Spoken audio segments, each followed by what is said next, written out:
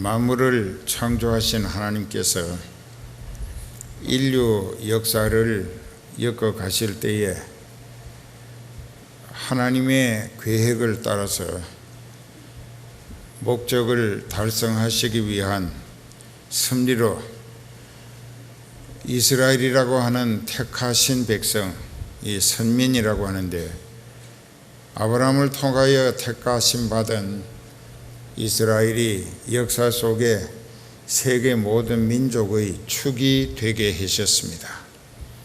그들의 믿음이 하나님 앞에 바로 서서 영적인 소망에 말씀에 이끌리고 성령께 쓰임받는 과정에서는 태평성대의 복을 누리며 주변에 있는 모든 국가들을 오히려 그 나라의 특산물을 조공으로 바쳐오게까지 하시면서 하나님은 자기 백성 이스라엘의 건재함을 역사 속에 확실히 기록해 오셨습니다.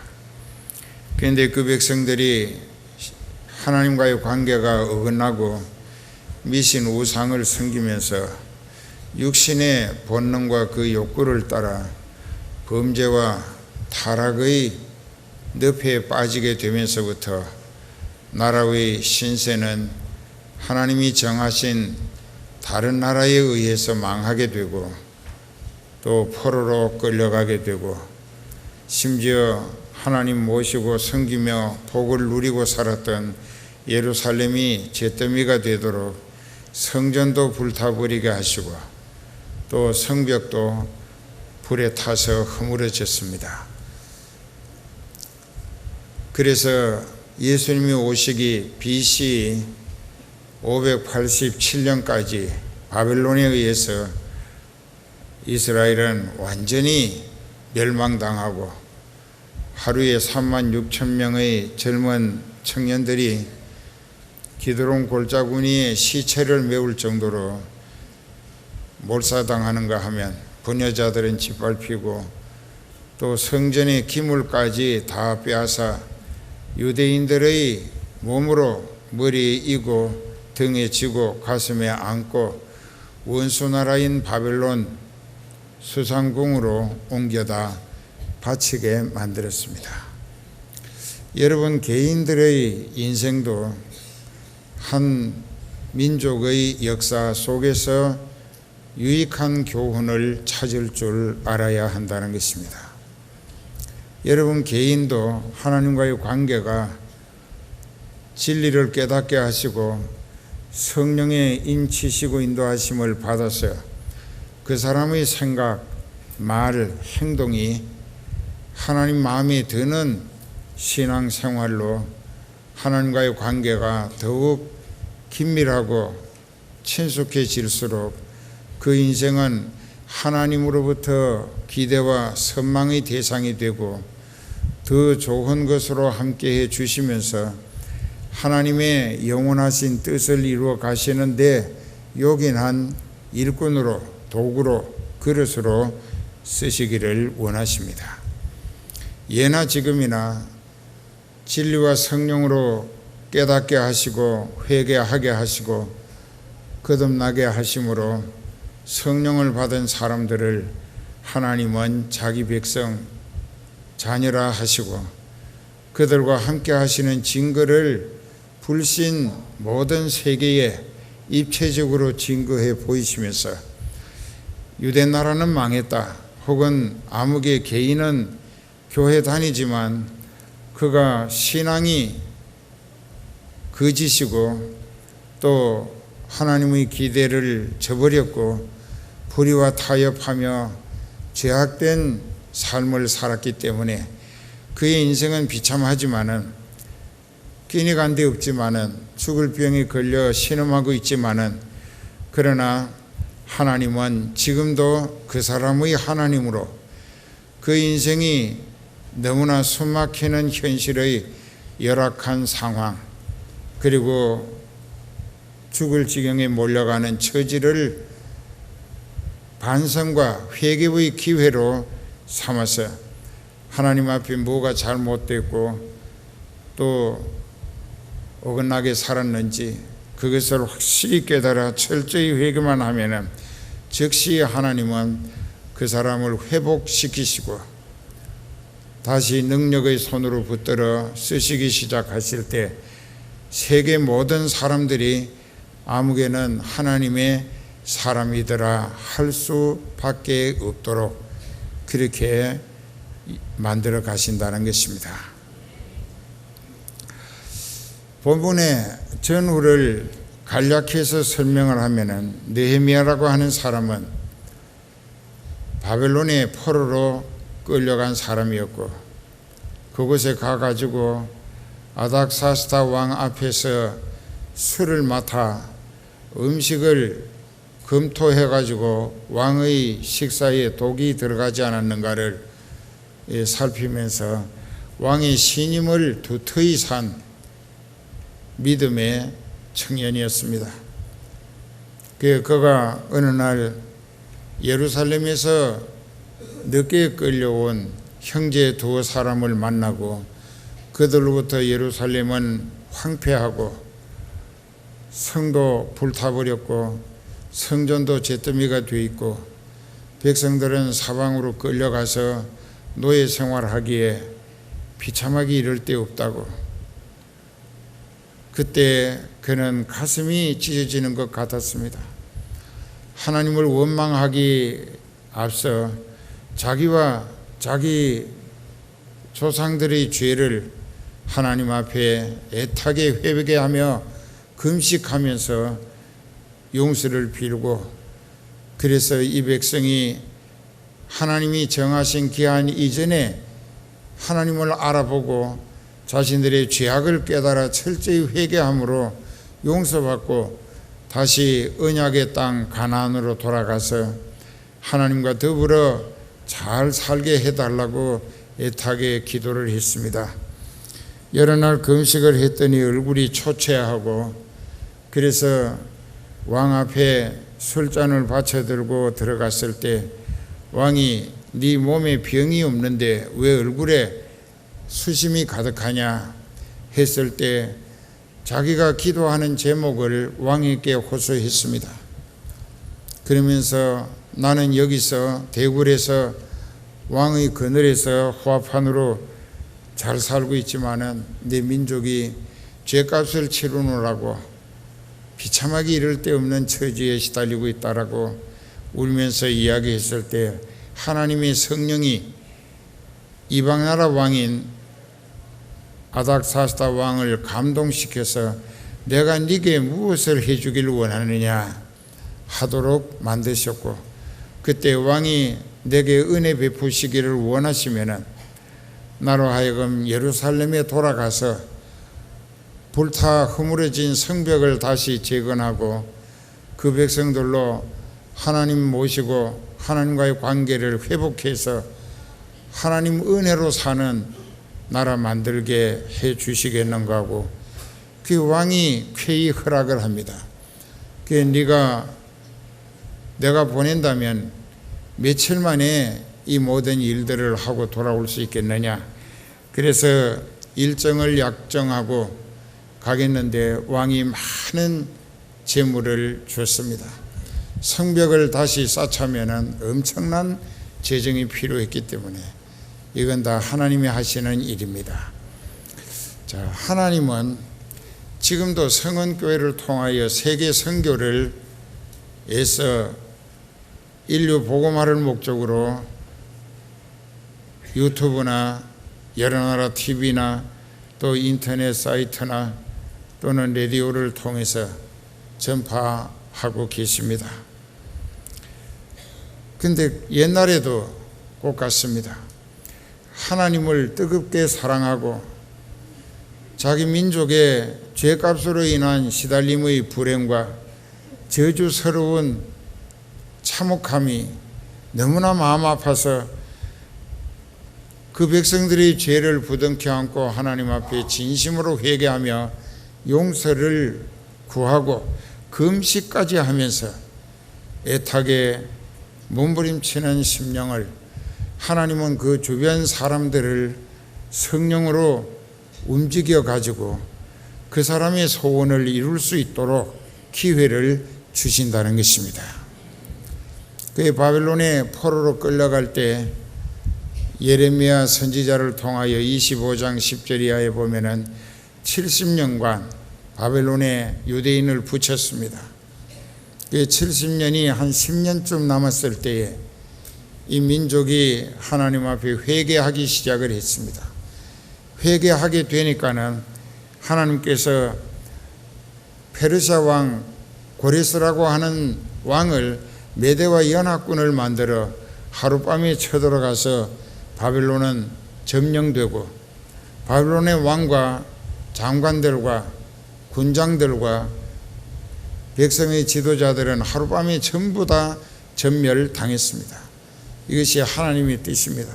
왜? 자기 백성을 바벨론에 붙여서 바벨론 사람들에게 멸시와 천대로 말할 수 없이 시달리며 구박덩어리가 되고 또 노동력은 착취당하고 죽지 못해 사는 처지로 괴롭혀왔지만은 그 백성 이스라엘이 하나님 앞에 회개하고 영적으로 하나님과의 관계가 회복되고 나니까 그들을 바벨론의 멍에와 채찍에서 벗어나게 하시려고 메대와 파사 연합군을 동원시켜서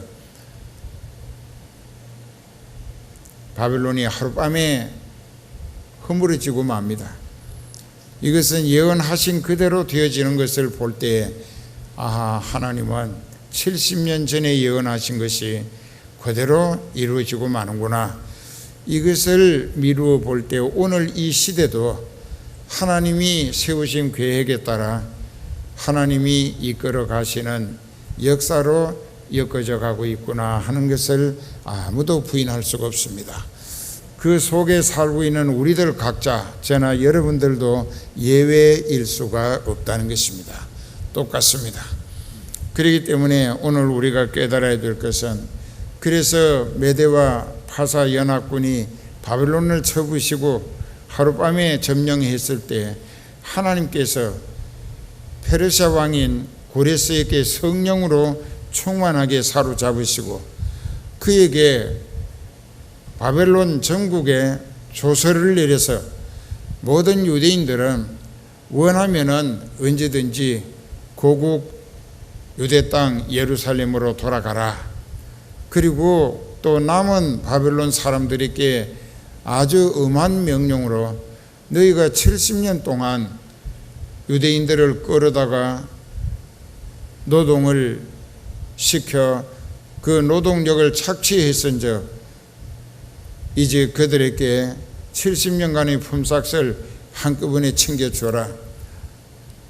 그러니까 너무나 왕의 지엄한 명령에 그들은 불안과 두려움에 떨면서 자기들이 가진 돈, 금, 은, 폐물을 자루에다 넣고 종으로 부리던 포로였던 유대인들에게 애원하며 사정하면서 이것을 줄 테니까는 너희 고국으로 돌아가라. 우리가 고레스 왕에게 멸망당할까 두렵다고 하게 만들었습니다. 그러니까 역사는 아무도 예측하지 못했던 판도가 180도로 바뀌어지고 만 것입니다. 여기에서 종살이 했던 유대인들은 사람 대접을 받는 인간의 기본 권리를 회복받고 또 뿐만 아니라 거기다가 이제 엄청난 재산을 한꺼번에 하나님이 페르시아 왕 고레스를 통하여 모든 바벨론 사람들의 재물을 다 챙겨가지고 떠나도록 만들어 주셨습니다. 그리고 에스라 1장에 보면은 옛날 예루살렘 성전이 불타기 전에 끌어냈던 금, 은, 놋 또는 구리로 만든 하나님 성전의 모든 기구, 그릇들을 창고에서 다 끌어내서 그것을 수레에다 싣고 또 낙타등에 싣고 나귀등에 싣고 또 유대인들이 이고지고 안고 다시 예루살렘으로 돌아가도록 하나님이 역사하십니다. 말하자면 온전한 회개의 역사가 하나님으로부터 서둘러 회복하시는 역사의 주인공이 되게 하셨다는 것입니다. 여러분들이 교회는 뻔질나게 다닌다 해도 진리를 깨닫지 못했거나 회개를 서둘러 하지 아니한 때 그 회개도 근성으로 입술 발림의 거짓된 회개를 했다고 하면 그 회개의 진실성을 인정받을 수가 없어요. 죄인 그대로 교회만 드나든다고 하나님과의 관계가 기대 걸 것이 없다는 것입니다. 그래서 이 백성들이 돌아왔습니다. 참 그 서러웠던 70년의 세월, 우리도 과거 이시조선이 그 사색 당파로 인하여 파정을 일삼고 또 대궐은 피로 얼룩진 그 권력 유혈의 참극이 끊이지 않다가 일본에게 먹히었습니다. 그리고 36년이라는 기나긴 세월을 압박과 서러움에 이름도 빼앗기고 성도 빼앗기고 말도 빼앗기고 재산도 다 빼앗기고 노동력도 착취당하고 젊은이들은 일본 제국주의 세력 확장을 위하여 동남아 전쟁터로 끌려나가서 이름 없이 명분도 없이 전장터에 죽어서 한줌 흙이 되고 말았는데, 이 기나긴 세월이 우리도 그때 태어났고 살았기 때문에 일본 학교 다니면서 일본 사람들의 그 너무나 무례한 행패를 겪었습니다. 그 어린 나이에도 주먹을 쥐고 그저 원수를 갚아야 한다는 생각으로 붕괴하기도 했었습니다. 그런데 일본은 세계에서 유례없이 2차 대전을 전후해서 핵무기가 전성시대를 이루어 갔는데 일본만이 핵으로 인하여 3번 피해를 겪는 불행한 국가가 되고 말았습니다. 그러니까 1945년 8월 6일 날 일본의 히로시마 나가사키에 원자탄 2개가 떨어졌습니다.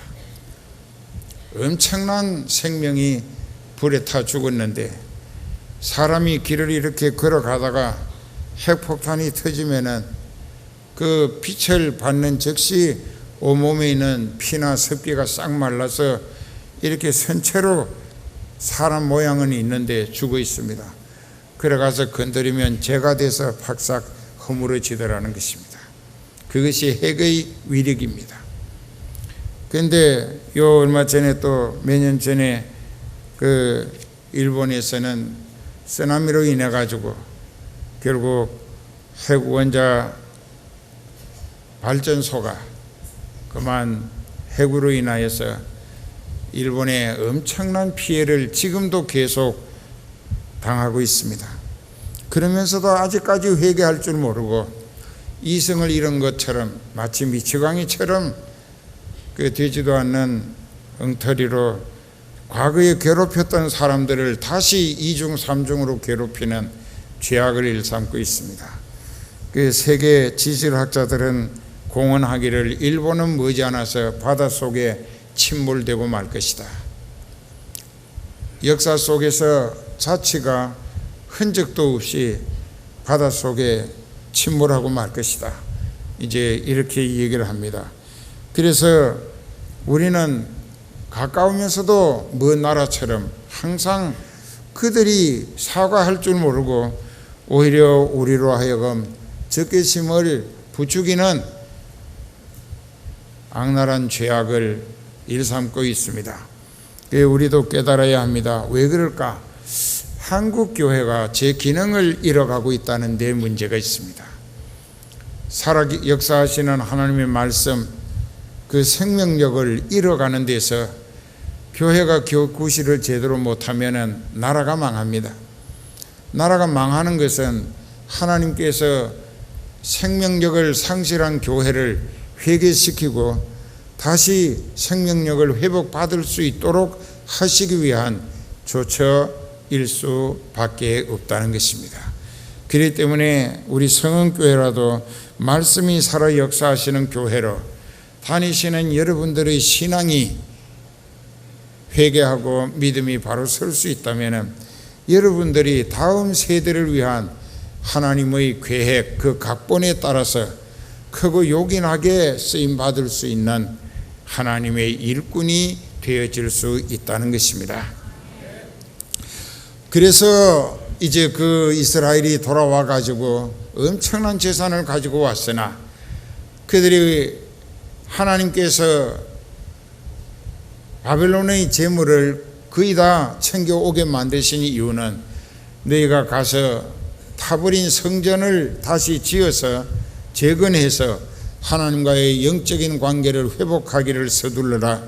그리고 타서 허물어진 성벽을 재건하고 또 여러 모양으로 하나님 모시고 살 수 있는 은혜 분위기 조성을 힘써 만들으라고 보내주셨는데 그들이 처음에는 눈물로 감격하고 감동해서 왔습니다. 자유와 해방을 얻었다는 것, 그것만 해도 너무나 감동스러운데 통곡하며 감사했고, 또 바벨론 사람들이 자기네들에게는 호랑이처럼 무서웠었는데 오히려 그들이 자기네들에게 무릎을 꿇고 사정하면서 가진 것 다 꺼내가지고 자루에 담아 챙겨주면서 이것 가지고 빨리 너희 나라로 돌아가 달라고 사람 대접을 받게 하신 것입니다. 또 경제 관리권을 덤으로 주신 것입니다. 그러니까 여러분들이 돈하고 돈을 목적으로 산다면은 그 인생은 수전노라고 하는데 돈의 노예가 될 수밖에 없습니다. 그러나 하나님께 택하심을 받고 성령으로 깨달아서 회개하며 신앙이 성령의 인치시고 인도하심 따라 하나님과 동행할 수 있게 될 때에 그때 그 사람은 모든 것을 하나님과 공유하는 입장이기 때문에 내 것이 다 네 것이니라. 얼마나 좋습니까? 거기에 돈이 얼마든지 있어요. 내 것이 다 네 것이니라. 그 탕자의 비유에서 큰아들이 너는 나와 함께 있었으니 내 것이 다 네 것이로되 똑같은 얘기입니다. 하나님 모시고 사는 자녀들에게는 하나님의 것이 다 그 사람의 것으로 허락되어졌다는 것이 됩니다. 그런데 문제가 생겼어요. 이들이 돌아와 가지고 예루살렘 성전 터를 이제 대충 치우고 정리하고 나서 성전을 다시 짓기 위해서 기초돌을 놨습니다. 그리고 그것이 콘크리트가 굳어지기를 좀 기다리는 동안에 그만 욕심에 돈은 많이 가지고 왔고, 그러니까 성전도 중요하지만 내가 살 집부터 짓자. 그래서 굳을 시간을 기다린다는 핑계로 각자 자기 집들을 짓기 시작을 했는데, 하나님의 성전은 기초돌만 놔놓고 성전 지으라고 주신 돈 가지고 자기네들 집을 콘크리트 옹벽으로 짓기 시작을 했습니다. 그러다 보니까 돈이 각자 다 나누어 쓰고 만 거예요. 자기 집들을 잘 지었습니다. 근데 성전은 아직도 빈터에 기초돌만 놓고. 그래서 학계의 선지를 통하여 학계서에 보면은 너희는 각각 자기의 집에 빨랐다. 내가 너희에게 성전 지으라고 줬는데 왜 자기 집부터 먼저 짓느냐. 그래서 성전은 하나님 모시고 살 집인데 왜 중단 상태에 있느냐. 너희가 하나님을 향한 회개도 진실되지 못했고 신앙 고백도 거짓이었다는 것이 여실히 증명됐기 때문에 이제 내가 너희를 기대할 것이 없게 됐다. 다시 버리겠다. 그리고 너희가 자기 가족과 자기 집에 더 잘 먹고 더 잘 살겠다는 생각으로 완전히 변질하고 배은망덕했으니까 내가 너희 밭에나 또 과목나무에까지 열매가 서둘러 깐보기가 되게 하겠고 쭉정이가 되게 하겠고 또 태풍으로 과일이 다 떨어지게 만들어서 너희 입에 풀칠하기 어렵도록 만들 것이고, 그래도 회개치 아니하면은 너희가 종자 가을에 씨 뿌리기 위하여 남겨둔 밀과 보리 그 종자까지 먹어 치울 수밖에 없는 처지가 되도록 만들어 버리겠다. 그 종자까지 먹어 치울 정도가 됐다고 하면은 생명이 끝나가는 상태가 몰리고 있다는 이야기입니다. 그랬어요. 그들은 먹고 살기가 아주 어렵게 됐습니다. 그러는 세월이 한 120년이 지났어요. 그런데 그 사이에 학계를 통하여 어떻게 해서든지 예루살렘 성전을 지어야 한다고 스룹바벨이라고 하는 사람이 1차로 5만 명 데리고 예루살렘으로 올 때 많은 재산을 가지고 왔는데 그 스룹바벨이란 말이 무슨 뜻인가? 바벨론의 자식이란 뜻입니다. 스룹 자식이고 바벨론의 자식이라. 그건 여호야김 왕이 유대 나라 마지막 왕이었는데 그 왕이 백성들과 함께 바벨론으로 포로가 되어 끌려갔습니다. 거기 가서 비참하게 살다가 죽었습니다. 그 아들이 왕자가 낳은 아들이 스룹바벨입니다. 여호야김 왕의 손자예요. 그러니까는 그 할아버지 때의 백성들의 죄가 자식 때뿐만 아니라 손자 때까지 이어지는 거예요. 그러니까 적국에 포로로 끌려가서 왕자가 비참한 생활을 하다가 애를 하나 낳았는데 화가 났는지 이름을 바벨의 자식이라 그 스룹바벨이라고 이름을 지었습니다. 그 이름이 역사적인 의미를 함축하고 있습니다. 그러니까는 스룹바벨이라고 하는 사람은 왕족이에요. 할아버지가 여호야김 왕이었었어요. 그런데 그 손자를 예루살렘 총독으로 이제 그 고레스라고 하는 왕이 임명해서 재산을 많이 주어 5만 명을 거느리고 1차 귀환하도록 했습니다. 그리고 성전을 학계 선지를 통하여 여러 모양으로 애타게 하나님 앞에 기도하고 믿음의 사람들은 시대마다 있었습니다. 지금 한국 교회가 다 썩어 내려앉아가고 있어도 그러나 믿음의 종들은 있습니다. 하나님이 쓰시는 종들이 있어요. 그들을 통해서 하나님의 뜻은 이 나라에도 계속 엮어져 가고 있음을 아무도 부인할 수가 없습니다. 그랬는데 이제 120년이 돼도 성전은 짓긴 했는데 옛날 솔로몬이 지은 예루살렘 성전 그 터에 새로 짓는 성전은 자기들 집들 짓고 먹고 살기 바빠서 하나님이 챙겨주신 돈들을 다 어긋나게 사용하고 말았기 때문에 그래서 그들이 예루살렘 성전을 재건했다고 하는 것은 초라하기 이를 데 없습니다. 옛날 예루살렘 성전과는 비교가 안 돼요. 그렇게 지어놓고 그 성전에서 하나님께 예배드리는 예배 의식도 없어지고 말았습니다. 그리고 하나님과의 관계는 완전히 아주 남남이 되어버린 거예요. 그리고 그들은 그 지역에 이방의 여러 나라 사람들이 70년간 들어와서 자리 잡고 산 사람들과 결혼을 하면서 사위를 보고 며느리를 보고 하는 중에 하나님의 법을 어기는 죄악이 그들이 어울려 살면서 그들이 섬기던 우상과 미신을 가지고 왔습니다. 그래서 예루살렘은 다시 온갖 죄악의 도성으로 미신 우상이 득실되는 이런 혼합 종교라고 하는 것으로 완전히 변질해 버렸습니다. 그 나라가 망해가고 있습니다. 또 망하고 있습니다. 그랬을 때 에스라라고 하는 사람은 포로로 끌려간 부모를 통해서 바벨론에서 생겨났습니다. 그가 태어나 가지고 자라게 되면서 율법 구약 성경을 가지고 하나님 말씀을 깊이 기도하고 연구하며 또 회개하고 부르짖다 보니까는 하나님과의 관계 회복만이 이스라엘의 살 길이라는 것을 깨닫게 됐습니다. 그 어떻게 하나님과의 관계를 회복할 수 있느냐?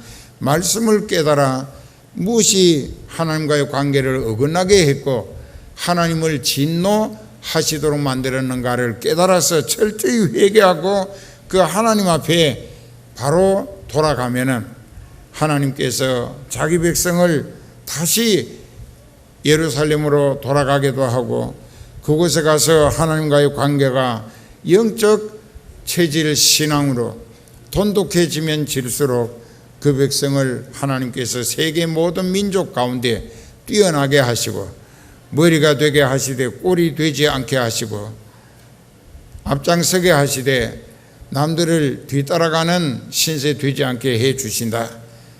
그걸 깨달은 거예요. 이 에스라라는 사람. 에스라는 누구냐? 아론의 형, 모세의 형 아론, 그 아론의 16대 손자입니다. 그 레위 지파하고 제사장의 반열에 있었습니다. 그가 바벨론에서 포로 중에 태어났지만은 그는 나라가 망해서 바벨론에게 비참하게 시달리고 또 페르시아와 메대 연합군에게 또 넘기워져서 종살이해야 하는 이 엄청난 불행의 원인을 민족의 죄값으로 깨달았습니다. 그 예레미야서 3장 39절에 보면은 살아있는 사람은 자기의 죄로 벌을 받나니 어찌 원망하랴. 살아있는 사람이 당하는 모든 불행은 자기 죄값으로 자기가 저지르고 장만해가지고 자기가 거두어 당하는 자업자득이라는 뜻입니다. 그것을 깨닫게 됐습니다. 그 들리는 소문에 의하면은 예루살렘 성전을 초라하게나마 재건하기는 했지만은 그 백성들이 성전 예배도 드리지 아니하고 이방인들과 통혼하고 미신 우상을 섬기는 일로 하나님을 완전히 또 배은망덕했다. 이게 얼마 안 가면은 그 사람들이 또 하나님의 다른 형벌의 계획에 따라서 얼마나 더 비참하게 당해야 할는지 그게 두려웠습니다.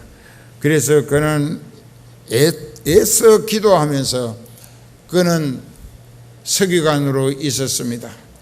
그 서기관이라고 하는 것은 상당히 높은 임금 주변에서 임금을 보좌하는 비서와 같습니다.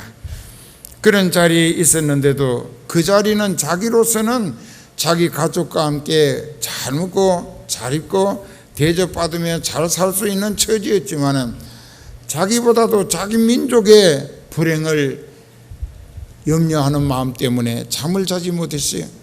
그리고 금식 기도를 여러 날 하고 왕 앞에 간청을 합니다. 왕이여, 나로 하여금 예루살렘으로 돌아가게 해 주시라고. 내 백성이 해방은 돼서 또 성전도 형식적으로 아직 준공도 못하고 성전 예배도 못 드리고 미신 우상에 빠져서 하나님의 진노를 매일같이 재촉하는 죄악을 일삼고 있다니까 나라가 또 어떻게 더 비참하게 망할는지 걱정이 되니까 제가 가서 그들에게 회개를 촉구하고 말씀과 성령의 도우심으로 영적 부흥을 일으켜서 그 나라가 하나님의 은혜로 회복되는 역사를 이루었으면 한다고 했을 때 역시 그 중심이 하나님 마음에 들었기 때문에 왕의 마음을 하나님이 성령으로 움직여서 그가 1754명을 데리고 엄청난 돈을 가지고 가서 성전 맞아 전공하고 네가 공부해서 깨달은 하나님 말씀의 진리를 그 백성들에게 깨닫게 하라. 그리고 남녀노소 없이 하나님 앞에 성전에서 예배 드리게 하고 말씀대로 믿음 생활을 잘 지도하도록 해라. 그래 왔습니다. 1754명 데리고 40일에 걸려서 아하와 강이라고 하는 곳에서 그 1754명을 데리고 사흘간 금식 기도를 했습니다. 엄청난 돈을 왕이 챙겨줬어요. 그걸 가지고 갈 때에 그 군대를 호위하도록 붙여주마 했을 때 군대보다는 하나님의 보호가 더 안전하니까 필요 없다고, 그리고는 뿌리치고 금식 기도를 하고 40일에 걸쳐서 3,200리를 왔습니다. 와가지고 이제 예루살렘에서 성전에 가서 성전고에다 넣고, 성전이 아직도 준공이 되지 못했기 때문에 그것을 완전히 준공해 가지고 BC 515년에 하나님 앞에 봉헌 예배를 드렸습니다. 그리고 이제 느헤미야라고 하는 총독이 바빌론으로부터 다시 부임받아 오게 됐을 때 그 사람도 아까 모두의 말씀드린 바와 같이 나라와 민족의 불행이 하나님 말씀을 거역한 죄값인 것을 너무나 절실히 깨달았다는 것입니다. 그래서 이 백성이 하나님과의 관계 회복은 물론 계속 더 좋은 관계를 유지할 수 있기 위해서는 하나님 말씀을 날마다 깨우치고 그 말씀에 순종하는 믿음으로 하나님 모시고 살도록 해야겠다. 그래서 시편 107편에 보면 10절에부터 이런 말씀이 있습니다. 시편 107편 10절에 보면 사람이 흑암과 사망의 그늘에 앉으며 곤고와 쇠사슬에 매임은 하나님의 말씀을 거역하며 지존자의 뜻을 멸시함이라. 그러므로 수고로 저희 마음을 낮추셨으니 저희가 엎드러져도 돕는 자가 없었도다. 이에 저희가 그 근심 중에 여호와께 부르짖음에 그 고통에서 구원하시되 흑암과 사망의 그늘에서 인도하여 내시고 그 얽은 줄을 끊으셨도다. 여호와의 인자하심과 인생 있게 행하신 귀한 일을 인하여 그를 찬송할지로다. 제가 논문을 깨뜨리시며 쇠 빗장을 꺾으셨음이로다. 미련한 자는 즉 자기의 죄값으로 죄악의 연고로 고난을 당하며 저희 혼이 각종 식물을 싫어하여 사망의 문에 가깝도다. 이에 저희가 그 근심 중에 여호와께 부르짖음에 그 고통에서 구원하시되 다 같이 따라합시다. 제가 그 말씀을 보내어 저희를 고치사 위경에서 건지시는도다. 죄값으로 밑바닥에 참혹하기 이를 데 없는 불행한 처지에 죽어가는 그 백성들에게 하나님은 회복시키시기 위하여 먼저 말씀을 보내신다는 것입니다. 그래서 오늘 본문에 에스라가 성전을 완전히 하나님 앞에 준공하고 봉헌 예배를 드렸습니다. 그리고 7월 1일 날은 이제 월삭이라고 해서 초하루날이란 뜻인데 그날을 성일입니다. 77절이라고 나팔절이라고도 했습니다. 그 나팔절이라고 했는데 그때 그 나팔절이라는 의미가 훗날에 가서 예수님 재림하실 절기를 의미하는 것입니다. 그 유대인들이 광야에서 출애굽 이후 40년간 광야에서 나그네 생활을 했기 때문에 그것을 잊지 않고 기념하기 위하여 초막절을 지키게 하셨는데 이 장막절이라고도 합니다. 그런데 그 초막이나 장막절 의미는 예수님이 재림하신 이후에 그리스도의 왕국에 들어가 살 것을 상징적으로 지키게 하시는 절기이기도 했었습니다. 그 7월 달에는 대속죄일이 있습니다. 그러니까 대속죄일에 철저히 회개해서 모든 죄를 온전히 용서받으면 그 다음에 하나님과의 관계가 영적으로 회복됐을 때 하나님의 자녀가 된다. 그 하나님의 자녀가 된 사람들에게 나팔절을 통하여 예수님이 재림하시고 재림하시면 그리스도의 왕국이 이루어지는데 그 왕국이 초막절, 장막절의 상징이라는 것입니다. 그래서 그런 사람들만이 그리스도의 왕국에 들어가서 예수님과 영원히 함께 산다. 이제 이런 것을 깨우치면서 이스라엘 자손이 그 본성에 거하였는데, 즉 예루살렘에 살았는데 7월에 이르러는 모든 백성이 일제히 수문 앞 광장에 모여 학사 에스라에게 여호와께서 이스라엘에게 명하신 모세의 율법책을 가지고 오기를 청하였다. 그게 이제 수문이라고 하는 것은 예루살렘 동편 문을 말하는 것입니다. 거기에 우리가 가봤는데 넓은 광장이 지금도 있습니다. 그리고 백성들이 남녀노유 없이 다 모였어요. 그리고 학사 겸 제사장인 에스라에게 성경책을 가지고 오라. 여기 책이라고 하는 것은 얇은 양 가죽에다가 쓴 두루마리 성경입니다. 그것을 이제 가지고 오라고 했고, 7월 초하루에 제사장 에스라가 율법책을 가지고 남자 여자 무릇 알아들을 만한 회중 앞에 이르러 수문 앞 광장에 새벽부터 오전까지 낮 12시까지 남자 여자 무릇 알아들을 만한 자의 앞에서 구약 성경을 읽었습니다. 그 하나님의 말씀을 참 오랜만에 듣습니다. 예루살렘에 돌아와 가지고도 120 몇 년을 완전히 미신 우상에 또 범죄하고 타락한 죄인들이 자기 처지가 죽을 지경으로 몰려가니까 하나님의 말씀을 듣게 될 때에 수문 앞 광장에서 새벽부터 오전까지 남자 여자 무릇 알아들을 만한 자의 앞에서 읽으니까 무백성이 그 율법책에 귀를 기울였는데, 때에 학사 에스라가 특별히 지은 나무 강단의 섬에 그 우편에 좌편에 여러 제사장들이 있었습니다.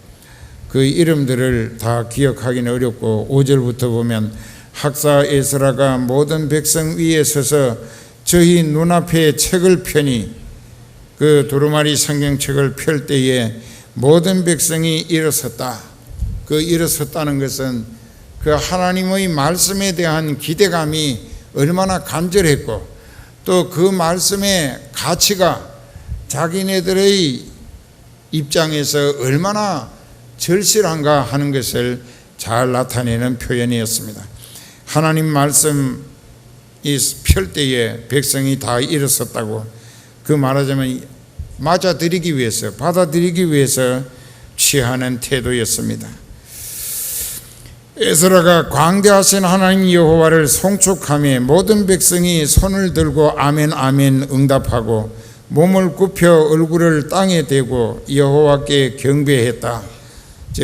한마디 한마디 아멘 아멘 하고, 근데 여기도 아멘을 잘했었는데 그 아멘 했던 사람을 누군가가 독침을 놔가지고 그 뒤에 아멘 소리가 쭈그러들기 시작하더니 나중에는 없어지고 말더니 가버렸다고요. 그래서 우리가 생각할 때 이런 것을 깨달아야 돼요. 이건 마귀적 배단이에요. 여러분들이 하나님의 말씀을 들을 때 정말 그 말씀이 나를 위하여, 나를 살리기 위하고 또 내게 유익을 위하여 주시는 생명의 말씀, 복의 말씀이라고 그 말씀에 대한 기대가 간절하게 받아들이면은 그 입에서 아멘이 연발로 터져나올 수밖에 없습니다. 근데 그게 없다 이거예요. 그러니까 여러분들의 형편과 처지, 그 속된 말로 여러분들의 꼬락서니가 그 모양일 수밖에 없다 이게.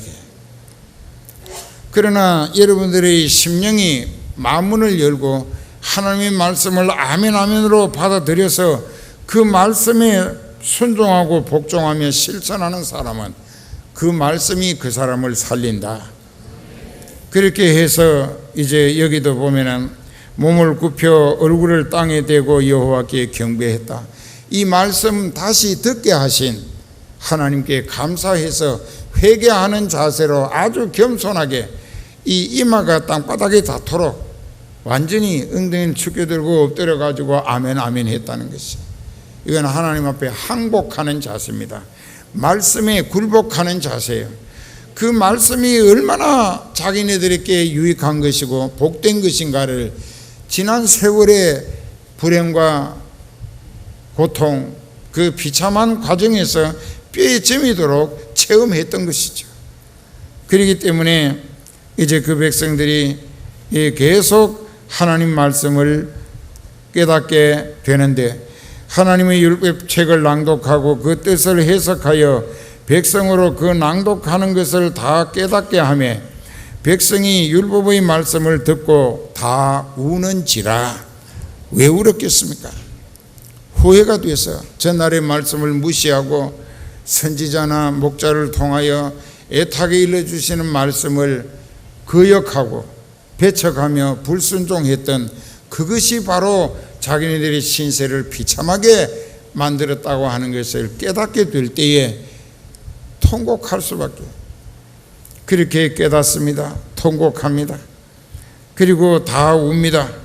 총독 느헤미야와 제사장 겸 학사 에스라와 백성을 가르치는 레위 사람들이 모든 백성에게 이르기를 오늘은 너희 하나님 여호와의 성일이니 슬퍼하지 말며 울지 말라.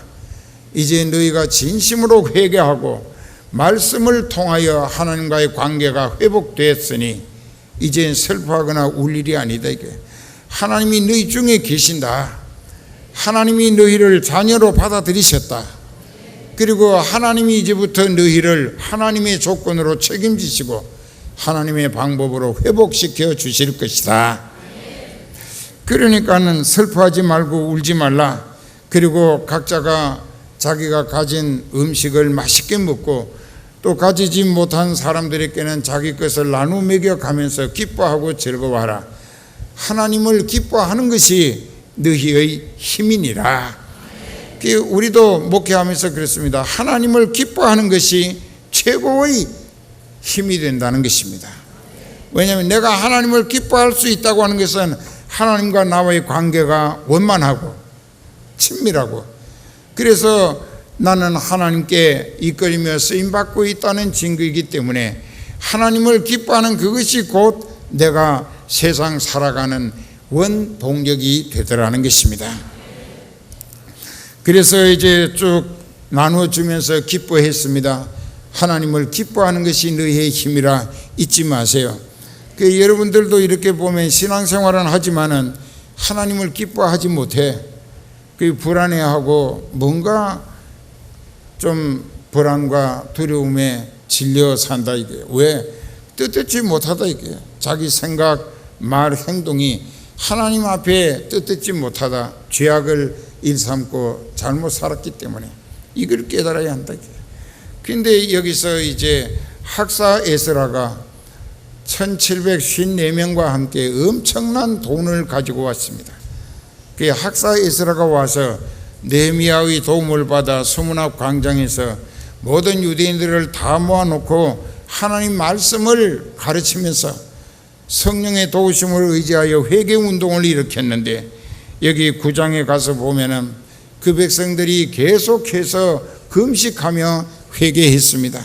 그러니까 그들과 하나님과의 관계가 회복되면서 나라가 굳건히 회복되는 역사를 이룰 수 있었는데, 한 가지 확실한 것은 이 학사 겸 제사장인 에스라가 이 바벨론에서 1차 귀환 동포 이후에 약 130년 만에 2차 귀환의 1754명을 데리고 엄청난 돈을 가지고 왔는데, 학사 에스라는 그 당시 이스라엘의 영적인 지도자, 즉 목자로 하나님이 보내셨다는 것입니다.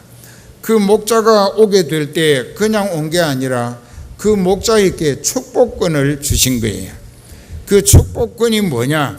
그를 통하여 하나님 말씀을 깨우치고 그 말씀에 깨달음을 얻고 회개한 사람들마다 하나님으로부터 그 목자를 통한 영적 회복의 역사가, 하나님과의 관계가 재정립되면서 하나님으로부터 인정받고 기대 가운데 쓰임받고 더 잘 섬기게 하시는 복을 받게 되는 영적 지도자를 하나님이 보내주셨는데, 그가 제사장 겸 학사 에스라였다는 것입니다. 그래서 이제 고린도 후서 6장 10절에 보면은 그렇게 했습니다. 항상 근심하는 자 같으나 기뻐하는 자고, 또 가난한 자 같으나 많은 사람을 부자 되게 하고, 아무것도 없는 자 같으나 보라 우리가 모든 것을 가진 자로다. 그게 하나님의 사자, 우리와 같은 하나님의 사역자들에게 하나님이 주신 은사고 특권이라는 것입니다. 그 은사는 뭐냐? 말씀만 전하라고 보내고 세워 쓰시는 것이 아니라 그 목자를 통하여 진리를 깨닫고 회개하고 성령을 받아서 성령이 끌려 하나님 뜻대로 살겠다고 중심으로 애쓰면 그가 남은 평생 하나님이 살리시는 은혜의 보장으로 살고 하나님의 뜻을 소원하는 대로 이루어 드리기 위하여 필요한 지혜도 믿음도 은혜도 은사도 영력도 물질도 하나님 방법으로 넉넉히 공급받게 해 주시니까